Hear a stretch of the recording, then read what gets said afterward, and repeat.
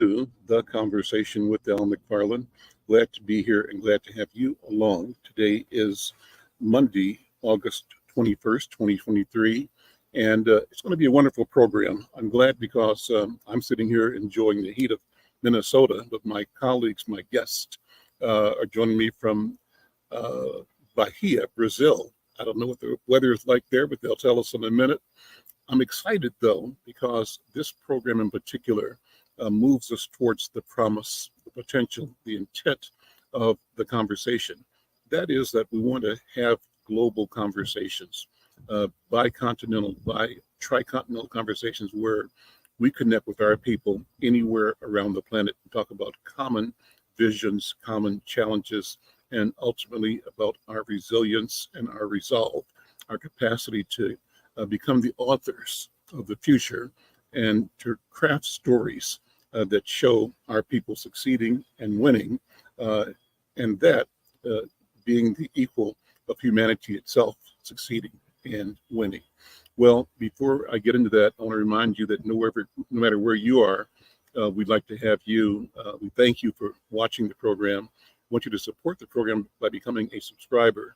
You do that by going to YouTube /Insight News MN. That's one of the several platforms that we're streaming live on. But that's the one we're trying to use for accounting and ultimately monetization. We want to get 1,000 subscribers to start with. We're at about half of that now. And if you take a minute and go to YouTube Insight News MN and click subscribe, you put us one click towards that goal. We also want to remind you and thank our partners, reminding you that when it comes to COVID-19, the community is still at risk and the risk still exists.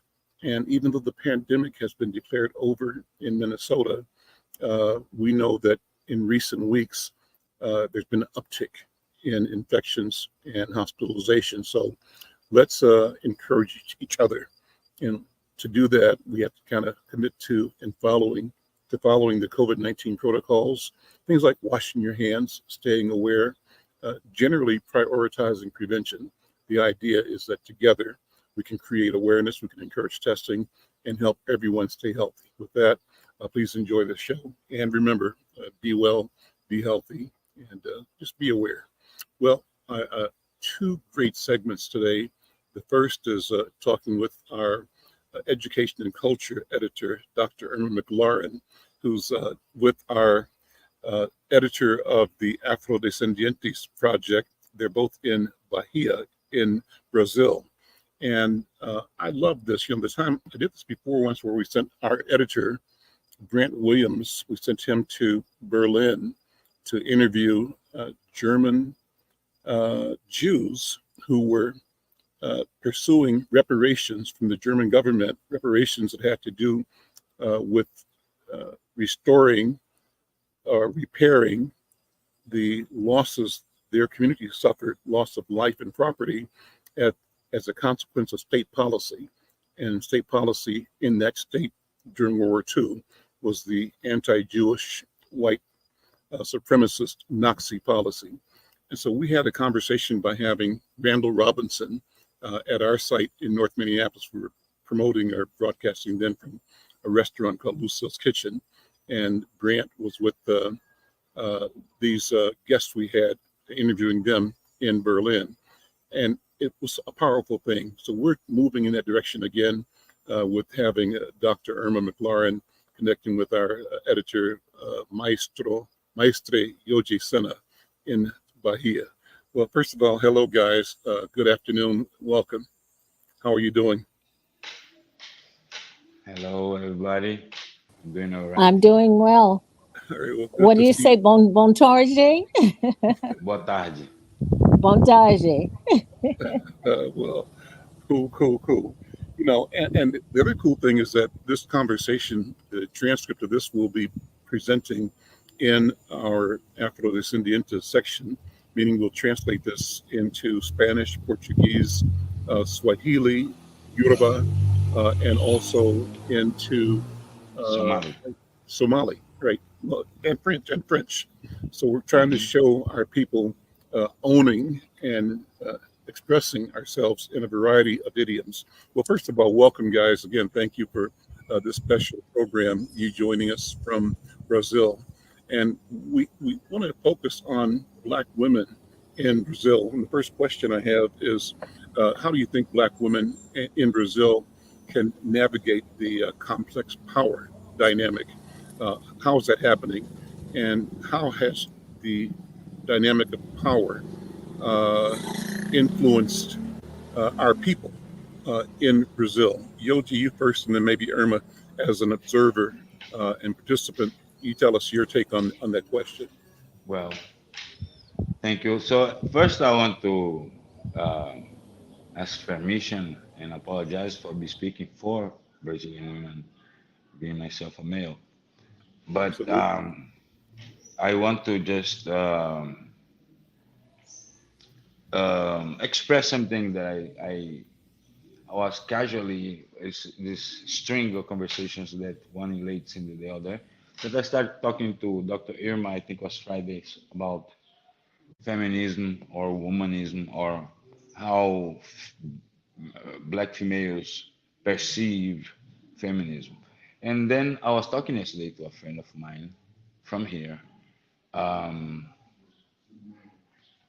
and and end up the conversation being of the same subject, where she finds interesting many times that one of the buzzwords today is of empowering, and where she was saying that I always was surrounded by empowered women, uh, and and it's not a new concept.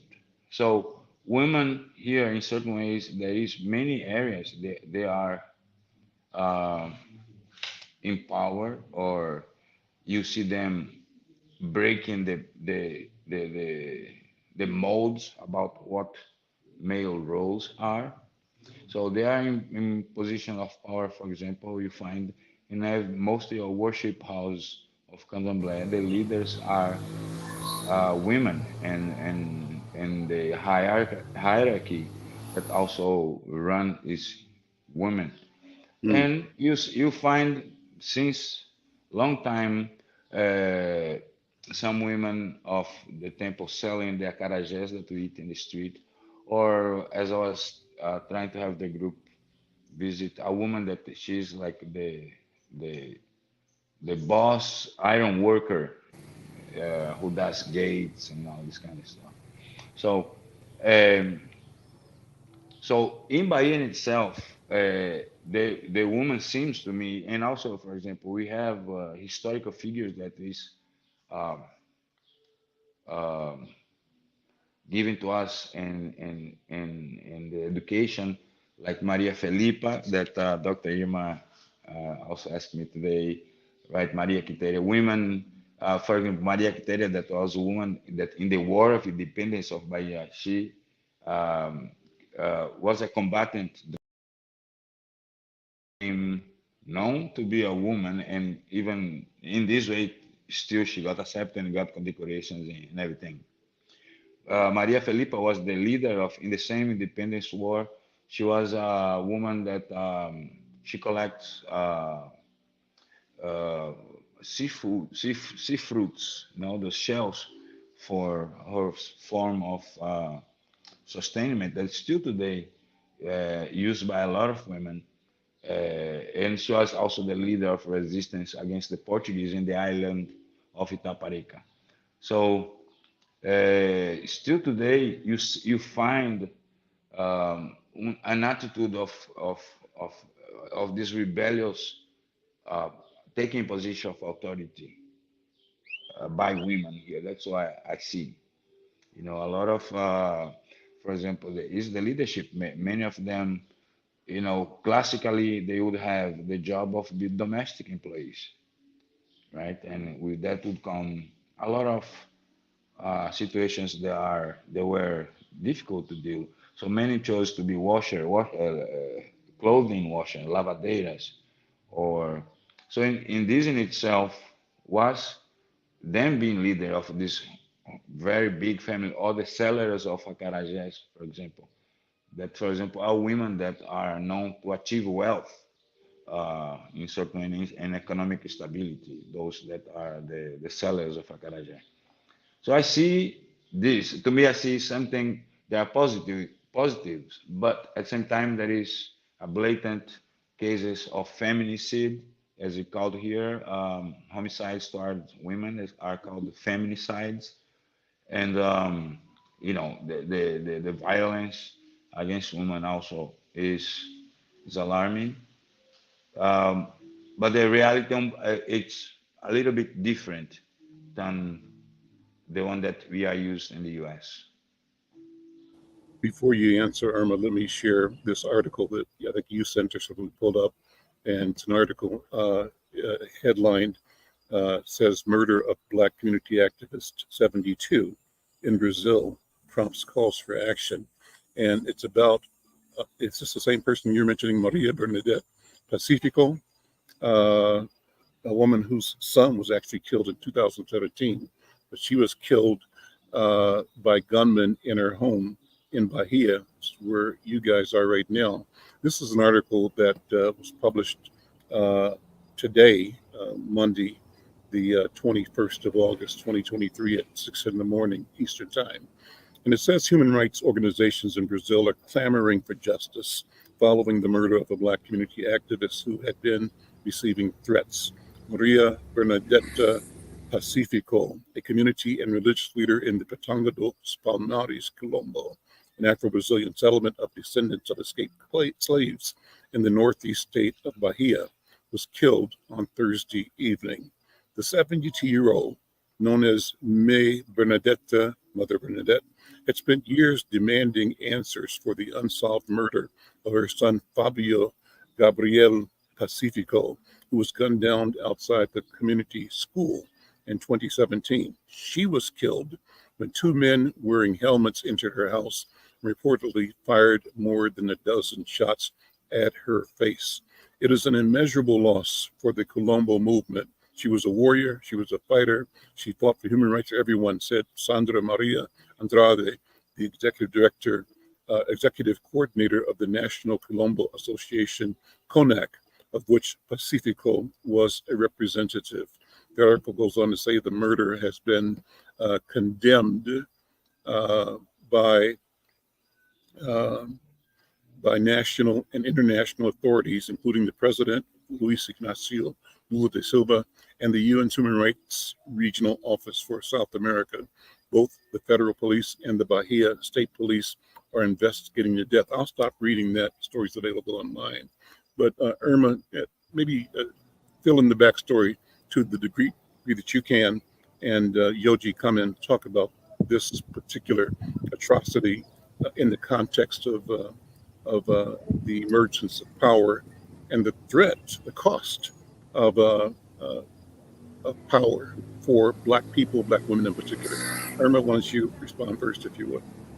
Yes, what I want to do is set the context for why I'm here. Please. I'm here with a Brazilian immersion experience that's being led by one of our correspondents, Esmera Humori Davis. And it is a group of Black women, many of whom are spiritual leaders, faith-based leaders, retired. We range in age from a young college student who's here with her mother to an 86-year-old woman who they've been active both in their community as academics, as artists, as ministers, pastors of churches, social justice organizations. And so when we have met with women in Brazil, it has been on that level of asking the question, how has faith guided you? And I will be adding to my article that I'm working on now, in which I talk about powerful Black women in Brazil. I want to reaffirm or co-sign on what Yoji talked about, which is the fact that there is tremendous power among Black women that goes back to the historic times. Black women were very much involved in rebellions against slavery. After that, they have been leaders in their community. And at the same time, they've also been targets, which we see. And some of that has to do with gender. Some of it also has to do with the spirituality.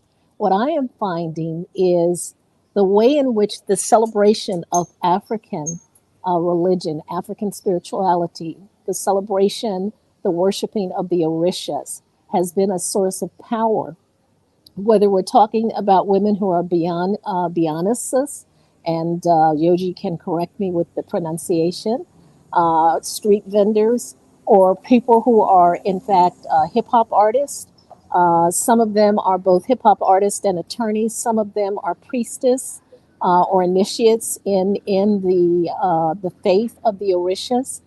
And in all of this, what I have heard is as women tell their stories, and we've been listeners, not contributors, but listeners and consumers and absorbers of those stories, is that as they hit some adversity, it is their Orisha who shows them the way, that guides them on their path. And so and that has led to, for some people, being isolated from family members who may practice a different faith, particularly evangelical faiths. Sometimes it has made them the target if, in fact, the communities that they are leading sit on prime territory. And I think Yoji can add some context that the person who passed, who was murdered, was not only a spiritual leader, but she was also a political activist. So she was working both within the spiritual realm, but she was also working within the political realm in supporting and advocating for her community. And she was the leader of a very large community. And that community sits on land that now developers see as being very valuable in that sense. And because of that, a lot of the Columbos are very much at risk in terms of people wanting to remove them at this point in time. And this murder has really laid a burden. We heard people in the streets. We've been hearing that there have been protests, but also a celebration of who she was, and the hope that there will be some justice for her.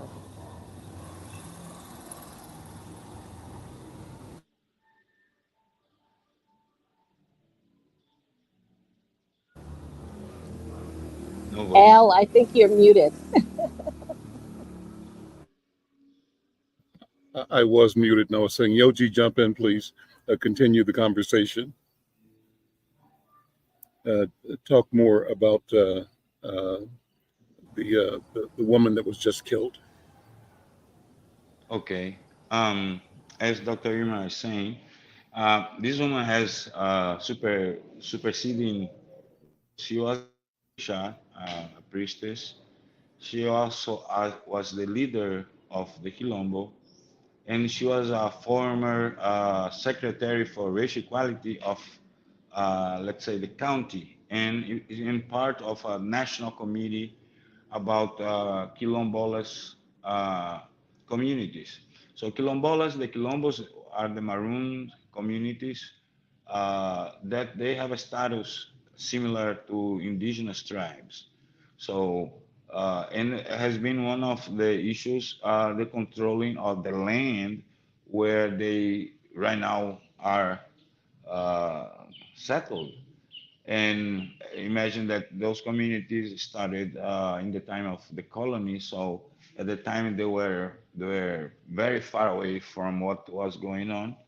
And today, as the city grow, it's almost one of the neighborhoods. So the particular land of Mãe Bernadette, she was over 860 acres, hectares, sorry, of land. So it's a considerable amount of land with forests, rivers,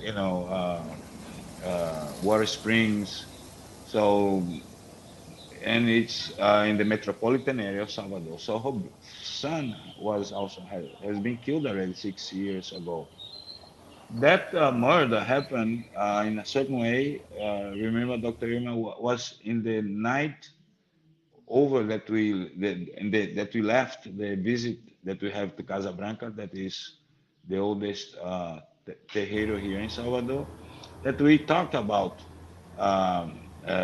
violence against people of African religion, and Yes. many times was about religious intolerance. In many cases, were also land disputes. The temple that we visit in Salvador, they also are being encroached by, land developers or just people that plainly invade land and decide to build to make a profit. So going back to Mother Bernadette, her case did cause a commotion, a national commotion, as even the UN having released a note. And the fact is, she was killed also when she was under police protection.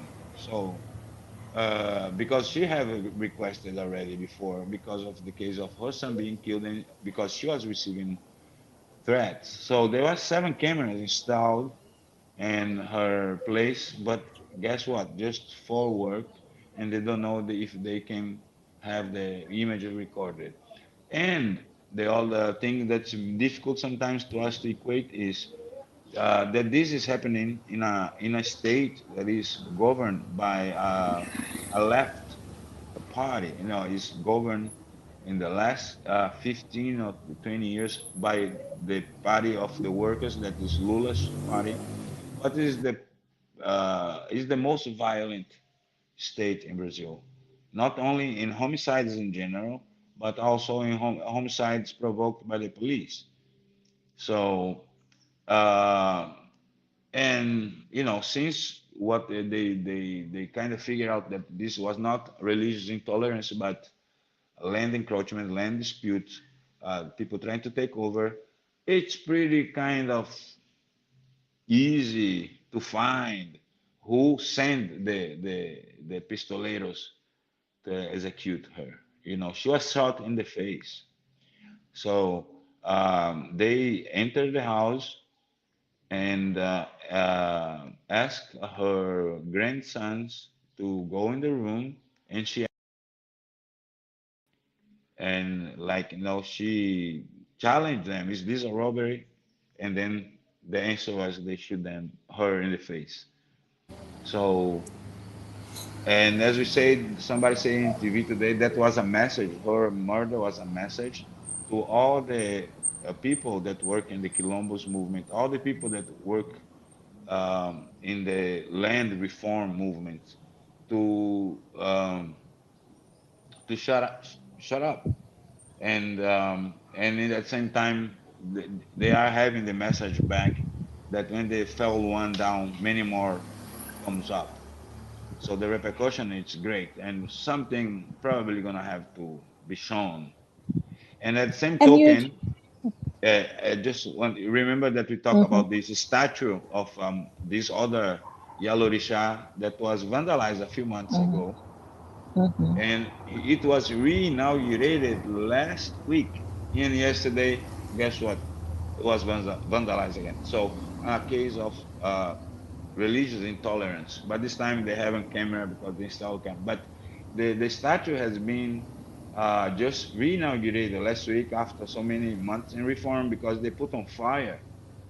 And last night they caught somebody vandalizing again. And that is a You know, case of I think it's important for people to understand that uh, African spirituality is not just a marginal thing among Afro Brazilians. It is very central to their identity and to their history and how they see themselves. I think it's also important for U.S. audiences in particular to realize that the entire country of Brazil is bigger than the entire continental United States. I don't think we really understand that until we begin to see. And just Bahia, and maybe Yoji, you have the numbers in terms of the population, but it is huge. So when you're talking hectares of land, you're talking about thousands of acres. And as Yoji pointed out, that at one point they were remote, they were up in the mountains, they were up in the hills, they were far away. But as these cities develop and expand, then they begin to encroach on, in fact, the land that was sacred land, where Maroons lived, where people were isolated. They were able to practice without persecution. And there's still Columbos that are further away from the main city, but even they have had to make sure that they have the correct paperwork, that they are registered, because there is an attempt to take the land. And this is really not any different from what happens in, say, Belize or in the Honduras, where Garifuna women who have been the keepers of the land have been murdered. Not in Belize, but in the Honduras, Nicaragua, in order to send a message, as they say. And at one point, I think it was Nicaragua, where a mother and her daughter were both murdered, Garifuna women, because they were considered to be obstacles, to this land development. So it's a combination of religious intolerance coupled with this capitalist quest for expansion. Exactly. Irma, You take have a no minute and question. talk more about your project or your 2-week study group. I'm fascinated about the people you've talked to, people you've met, and Oh what my kinds of outcomes. goodness. Take some time and stretch out. Well, the people I've met have been amazing. These are women who have been moving and shaking things for a long time. As I said, we have a young college student who's here with her mother, who is a theater performer. And these women have been at the top. One person runs a nonprofit that's connected to the United Nations. People have traveled all over the world. They have engaged in social justice work or restorative justice work within their faith-based communities, churches, and many of them have been college professors. So I'm finding sort of kinship, and the more that we talk, the more we begin to realize that we know people who know each other. It's like, well, do you know that person? It's like, yes, I do. And so what I've been doing is more sort of, because I don't speak the language, we have a great interpreter, Felipe Nunez, and we have a sort of cultural guide, who is with us as well. And she has taken us to meet with these women. And so we've actually gained access and sometimes have had an opportunity to ask questions that generally the everyday tourist does not get to ask. And people have been very straightforward with us, telling their stories. And sometimes the stories have been of hardship. And then they say, and then my Orisha spoke to me. And it's as if it opened a door, a pathway for them to know exactly what they needed to do. And what we found, what I've discovered is that being spoken to by your Orisha is not based on age or seniority. Someone very young can receive a message and find a path, and then someone who has been sort of in the group for a long time or practicing doesn't receive that message until they're like in their late 60s or 70s. So there's no kind of order to it. It just depends on whether, when, and where your Orisha speaks to you. But there is a sense of powerful sisterhood. And as we've gone to these different, we went to the Bayanis memorial, they call it, its museum. The women themselves have gotten this funded. They're the ones who take care of it. They're the ones who guide tourists and guests through it. The same with the Theodoras, is that it is the women who have made sure that these places are protected. And that's just very powerful to see. So it's been sort of a communion of spirit and connection. And I'm hoping in the photographs that I will send with my story that people will see what I call the power of the faces of the Black women in Brazil, because they run a rainbow, but they're all very centered in their sense of connection to their African ancestry and their African spirituality.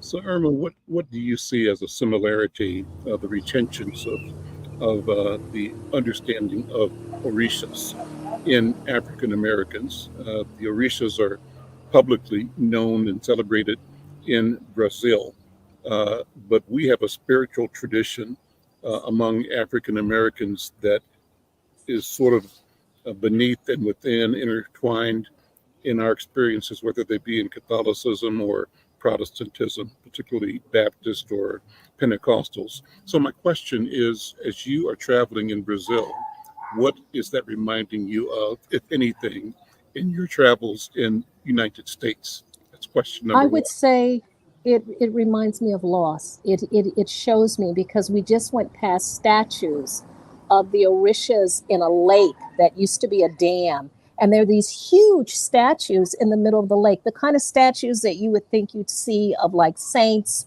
or Jesus. These are orishas, and they're very central, and they're huge, and they're celebrated. And so for me, it's like this is the past that I've lost. And yes, there may be aspects of it woven, but in Brazil, it is overt. It is in your face. The murals, Exactly. the figurines that you see are very much rooted. And people, there is a Yoji, go ahead, jump in. right, but Run, but in run. truth, the fact, the Orisha, the Africanism is very powerful and very overt. Okay, we're going to be on tomorrow again, right? I Yes. think we're going to be back Ron tomorrow. DeSantis would have a problem over here, Okay. suppressing information. Okay, listen, Dr. Irma McClaurin, our education cultural editor, Yoji Senna, our editor of Afro Descendientes, thank you both for this wonderful conversation. And I want to dig more tomorrow when we talk with our live broadcast on KFAI into uh, uh, your your your examinations of what it means when our people here, Irma, get a chance to go to Belize or Jamaica or Colombia or Brazil. How does it begin to open our eyes to the loss that you've described, right? And if we are able to begin to recapture and rediscover what was lost or hidden, what will it mean for the future that we are obligated to create? Well, with that, I'll stop and thank you both, Dr. Irma, Mestre Obrigada. Yoja. Thank you. All right, good. You Obrigado got também. It's all right. Thank you so much, guys. I'm Al Okay. McFarlane. This is The Conversation with Al McFarlane, special program with two of my illustrious colleagues, Dr. Irma McLaurin and Mestre Yoji Senna, joining us from Bahia in Brazil. Got a more wonderful program, and I just want to pivot here to bring in my next guest, and he is Jordan Bora Nelson, and he's the new president of the MAD DADS organization. Brother Jordan, good afternoon. Welcome to The Conversation with Al McFarlane. How you doing, man? Unmute. There it is. There we go. All right, I'm doing good. Good afternoon. Thank you, Al. Thank you for having me on. Well, thank you for being here. You know, MAD DADS is an important organization, and you, I think, are going to be the second or the third executive director for the Yeah. organization. Take a minute and tell people who you are. First of all, what's your story, how you've come to this position as the leader, executive director of MAD DADS here in town. Yeah. So I am the third executive director, 25 years. We celebrate our 25th year this October 3rd. And man, I think it just came from a lot of my past, my history, things I've been through. So I grew up South Minneapolis, I'm a South Minneapolis kid. Really, I'm a Lake Street kid. Grew up at Powderhorn Park back when the parks used to have daycare. I don't know who remembers that, but them were the good days, man. So I grew up running up and down Lake Street, running up Powderhorn Park, seeing the Mad Dads. My brother actually went to one of their parenting classes when he ended up having a child while he was in high school. His girlfriend got pregnant at the time when he was a senior, so he went to one of their fatherhood classes. Um, and then just throughout the history, I ended up though making some mistakes, and making decisions I shouldn't have made, and ended up being incarcerated for over 8 years. And then after that incarceration, well, I could say during that incarceration, I found my faith. I started reading my Bible, found faith in that, and then I came home. And when I came home, I just wanted to continue that journey of change and transformation, but I wanted to be able to give back to my community and be able to give other people the opportunity and show them like change is possible. You don't have to stay stuck in that rut that some of us stay stuck in when we grow up in certain conditions and environments. So I started out, became a minister at Shiloh Temple International Ministries. I was there for a few years doing community outreach. Um, did some youth ministry. My wife and I started a program called You Matter Minnesota. And that is where we were just walking up and down Broadway Avenue in North Minneapolis and downtown in South Minneapolis, feeding people, talking with people, praying with people, just doing a lot of outreach. And we still do that now to this day, actually. Then in May 2020, which is a crazy story, May 25th, 2020, we got the permission to be able to start our own church at 12 p.m. on May 25th, 2020. Hmm. 7, 8 hours later, George Floyd gets murdered. Wow. So Wow. we instantly it was like, man, it was crazy. But we were able to mobilize, and we had a free grocery store and resources for about 7 weeks across from the burned down 3rd precinct, which it spoke to my heart because I grew up there. So I knew the 3rd precinct. I knew that target, that was my community. So we were there for about 7 weeks. Then we had our first service in July. Fast forward a few more years, I'm in a class, it's called Rising Community Leaders. I meet John Turnipseed. Well, I had met him before, but just in passing. But then I'm in this class. I learned from him and Art Erickson in the class. And then John just emails me one day and says, "Hey, I think you'd be a great fit to be the executive director of MAD DADS." Just like that, boy. Yep, and here we are. Mm, mm, mm. Well, what a great story. We got a couple of videos, I think. Let's do one of the 2 videos. Which one should we do first? Two let's videos or one? let's do the one of who we are, because we're doing some new things now. And I think it's important for the community to see some of the new stuff. Okay. Offenders. So youth ages 15 to 24. What we do is we patrol the streets of Minneapolis in a few different areas, central neighborhood, downtown Minneapolis. I'm just trying to make the community a better place by providing resources for mental health, addiction, homelessness. The neighborhood that we patrol is we work with people who will be deemed like the most violent offenders. So youth ages 15 to 24, people who've been shot before, people who've been to jail for some sort of violent crime or felony assault. What we do is we intervene and conversate with them and build relationship with them to try to kind of get them to see that there's another way to live. Like, you don't have to live this life of violence and risking your life every day. We serve the underserved. We employ people who would be deemed unemployable. We employ people who other companies or organizations won't take a chance on. We believe that everyone is employable. We believe that everyone should have that second chance, whether they're a felon coming home from incarceration, whether they're recovering from addiction and they need a job. We just give the community hope, really, like just to see that somebody actually does care about the stuff that's going on. That's a great testimony. And so let's give people the MAD DADS. You said 25 years old.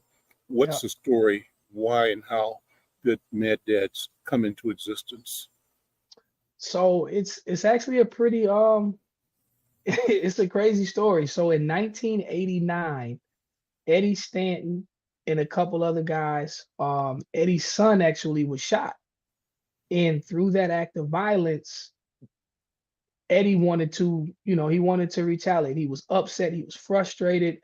But the history is his friends, they all sat down, they talked about it. They had wanted to produce good in the community and stop the violence. And so they just sat down and they talked and they said, you know what? We don't have to retaliate, but we're mad. So through that frustration of being mad about the situation, they just said, you know what? We're MAD DADS. And then that's where the name started in 1989 in Omaha, Nebraska. In 1998, the chapter was brought up here by our first executive director. And when the chapter came up here, then it kind of just did a lot of the same work that Eddie and everyone had started in 89, which was community outreach, going out into the streets, trying to stop the violence. I know at one point in Omaha, history says that there was about 400 people walking the streets of Omaha, Nebraska on a Friday, Saturday night. And so Minneapolis heard about that, VJ Smith and a few others, and they went down to Omaha, got some training, learned what they were doing, and then brought it back here to Minneapolis to try to stop a lot of the violence and the drug dealings. And anybody who's from the city knows that 1996, it was when Minneapolis was called Murderapolis. So it was right around that time when there was a lot of murder and a lot of violence happening. Okay, and then what would you say has been the impact of MAD DADS over the years? I can tell you that, I think I'm probably very average, but it's always reassuring when I would see Mad Dads brothers in the skyways or downtown, or at events or at crime scenes, sort of being there to calm things and calm people down. But also when there was a crisis on public transportation, I think Mad Dad stepped in a major way in riding the buses between the cities and buses out to Mall of America.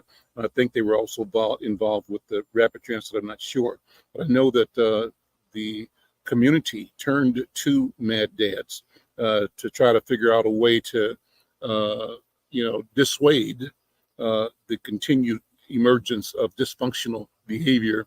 Our people hurting our people. Talk about that. Man, so yeah, the buses and the trains, those were the peace buses that we started, and it was statistically proven that when we were on the buses, that violence dropped by 35%, and drug use dropped by around 60%. So we started the peace buses, and then like a lot of stuff that we did was hold up. How bad a Yeah. problem is drug use on the public transportation? And let me tell you my story again. Yes. I generally don't ride, but I used to every now and then when I'm going to a Twins game or a Vikings game, I drive downtown, park downtown, and take the train from First Avenue up to the Viking Stadium. And it was something fun to do, but I was surprised to see people firing up on the train, especially coming back from a game, and with total disregard for anything, and then some of the energy was really aggressive energy as well. So how big a problem? And I know of stories of people getting beat up on the buses. So tell me how big that problem is, how big it was, how big was it? It's a huge problem. Every day our team we're out here, and every day we're stopping people from using drugs on the buses, and on the trains, or at least on the platforms. I know one incident where our team was asking someone to not use drugs on the bus because there was children on the bus and telling them they got to get off, and this individual got mad and pulled a gun out.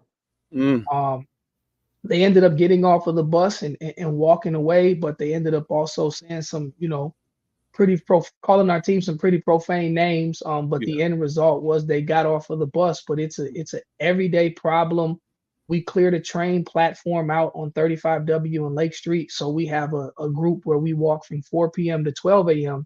Those were the orange shirts that you saw in the video. And every night, Monday through Friday, we're clearing that platform. And we're airing it out. We're turning on the vents or the air system so they can get all of the smoke out. It's pretty bad. I would consider it an epidemic right now, especially with the fentanyl, because whether they're popping it or they're smoking it, somebody's using it in some way, shape, form, or fashion. And so what does the community need to do to support your work? First of all, what's your vision? How can Mad Dads best achieve the value that it seeks to bring to individuals and families and community? What is that you want to provide to our community? Yep. So a huge part of our vision, it's a three-pronged approach. So we have our three teams. It's our core team, and that's our team that's been doing the work for 25 years, passing out resources, providing people with places for addiction and recovery, homelessness, jobs. But then we have our VIP team, and then that's the team where they're focused on violence interruption and intervention and prevention.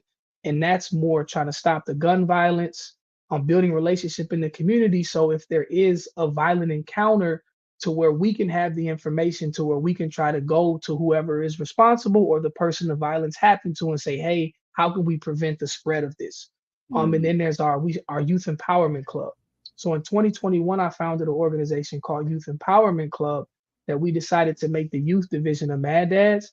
And that focuses on mentoring young people in middle school and high school, and getting them mentors, but then also providing them with access and opportunity to career fields and technology. So when we're talking about vision, to have like a safety center and a safe space where we can encompass all of these three different things, but we're also able to have a space where people can come in. Like a great example, on Saturday at our backpack drive, a woman says, hey, I just want to take a shower.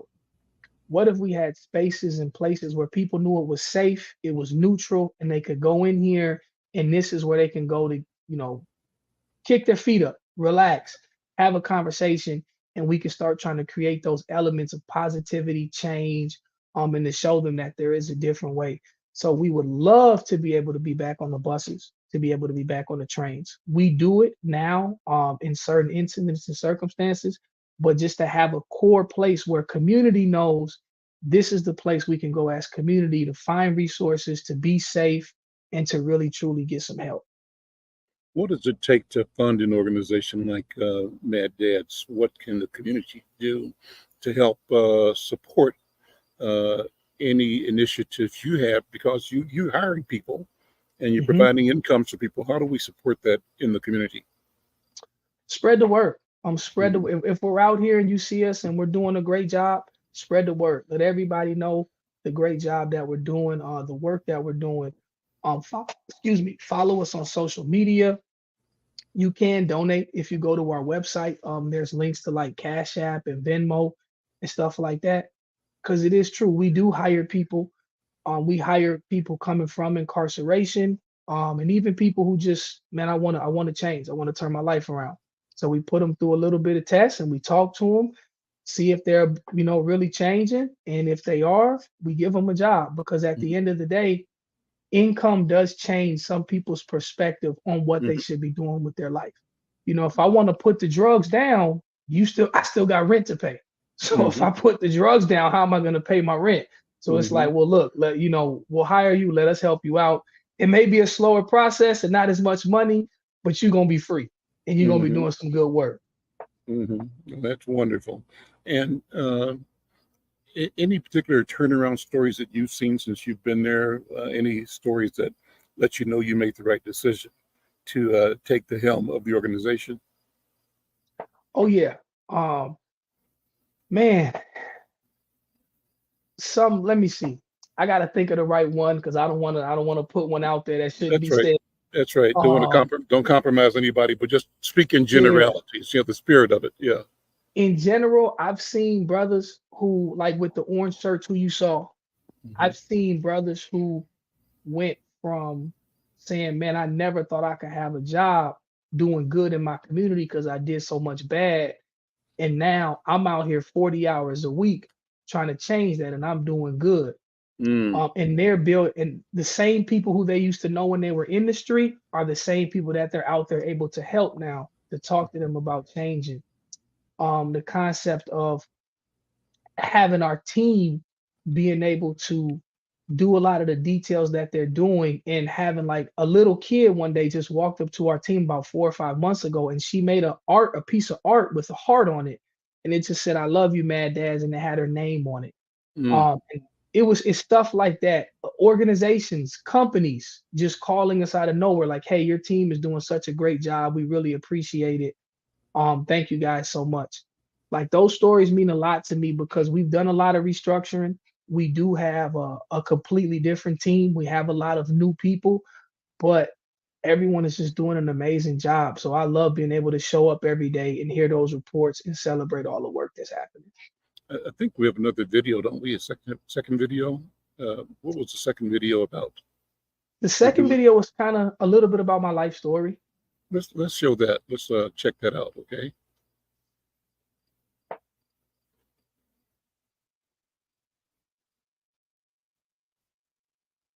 We were already doing Here we community go. outreach through the church that we attended. That's my wife put the hat on there. In the first 6 weeks of Nelson, executive director of MAD DADS of Minneapolis. Before I started at MAD DADS, we were already doing community outreach through a church that we attended, and then we founded a church, my wife and I, in 2020. In the first 6 weeks of that church was a free grocery store across the street from the third precinct that burned down. I actually am from the neighborhood that our headquarters at Mad Dad's is in. My brother went there with his first child, went to their father program that they had. And I guess you could say, like, I grew up not making the best decisions. I grew up getting in a lot of trouble. Eventually, it led to me making decisions of running the streets, running with the crowd of people. I don't like to use the term wrong crowd. I used to, but then I thought about it. Everybody just needs some help. Doing things I shouldn't have been doing led me to doing 8 years in federal prison. And that was a huge experience for me, because through that experience, I ended up finding faith in the Bible and in Jesus Christ. I never believed in God before that. I just believed in myself. What do you think about when you listen to that yourself talking about your story? What, as you're watching that, what are you thinking?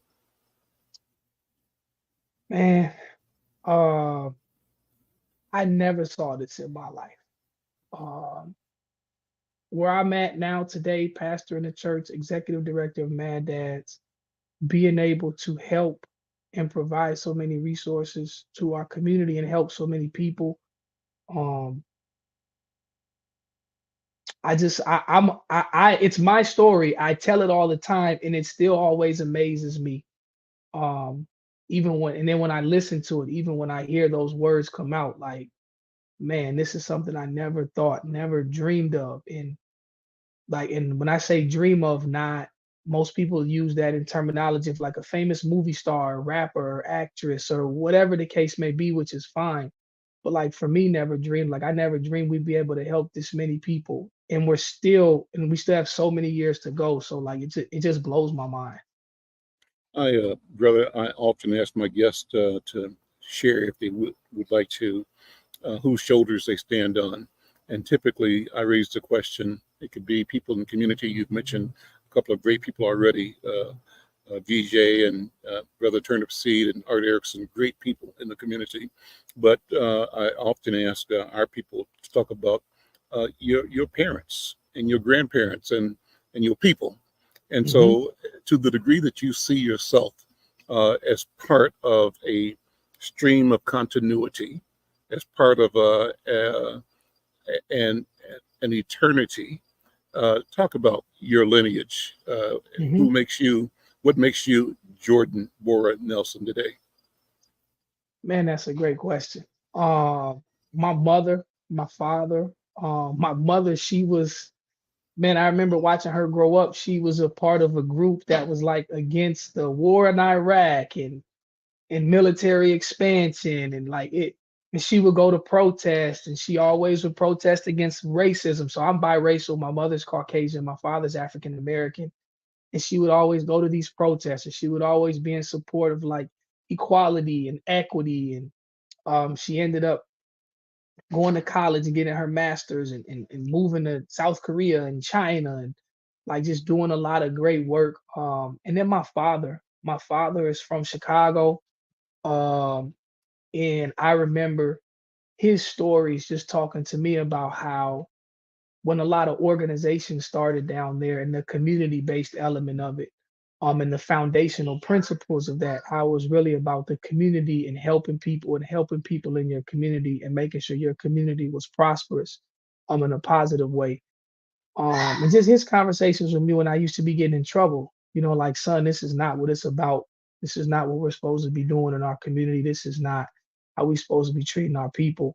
And it took me a while to get it and to understand it, but now I do.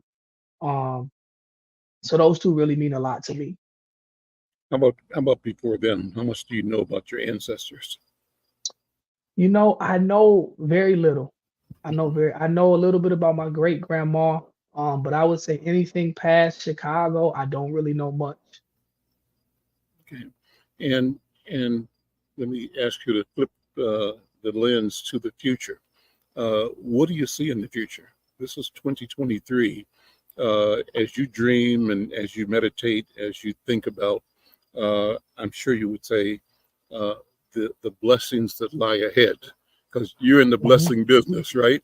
Yes, sir. And Yes, sir. so what do you envision as a blessed community, a blessed life for our people 5, 10, 15, 50 years from now? In your mind's eye, what do you see? Safe, alive, and free. Having a community of safety, community where everyone is alive and understanding and knowing what's going on, and where everyone is free. The burden of drugs and addiction, the burden of gangs and violence, the burden of prison, and the overpopulation and the industrial prison system. Just a vision where everyone is safe, alive, and free, and where we have all of the resources that we need to be able to be prosperous, and a vision of equity. You know, equality is one thing, but how do we make things equitable?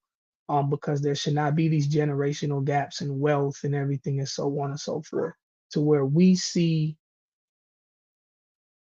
ourselves and myself, you know, when I grew up without a father, right? I said, I'm gonna, you know, me and my dad had a relationship, but he didn't live in the home, you know. So I'll just kind of shift gears a little bit, but that's a part of the vision, is getting fathers in homes, or fathers being able to have custody for their children. So stuff like that, things that we know will make a positive, lasting impact that'll last generations and will reverberate generations, to where eventually one day some of these cycles can be defeated. We're down there last minute or so. Take a minute just to invite people to show up, to support, to find out, you know, more about Mad Dads and more about you. And if there's anything you want people to do, let's lay it out there right now. Thank you. So MinneapolisMadDads.org. That's our website. Minneapolis Mad Dads on YouTube. Follow us on social media, Instagram, all those different places. You'll find us. It's either Minneapolis Mad Dads or Mad Dads Minneapolis. Please check us out. Please support us. We're celebrating our 25th year, October 3rd. So we'll be having a celebration about that. So just be looking out, community, for that. And also, I want to give a shout out to Youth Lens 360. That's who shot our rebrand videos. It's a Black-owned video production company where they specialize in going to young people who might be in the street and offering them a video camera, saying, if you put the gun down, I'll give you this camera to shoot your rap videos. And they employ them as well and teach them how to be their own business owners and entrepreneurs. So that's a really great company. Shout out to them. And just continue to support Mad Dads Minneapolis. And then I also want to just say to the community, you know, we're here, we love you, and we just want to make a positive impact in everybody's lives that we touch. Jordan Bora Nelson, Executive Director of Mad Dads Minneapolis. Brother, I thank you so much. Keep up the good work. Keep the faith, and do the work. Keep doing it. I'm Al McFarlane. This is The Conversation with Al McFarlane. Thank you for being here. We will see you tomorrow. Take care.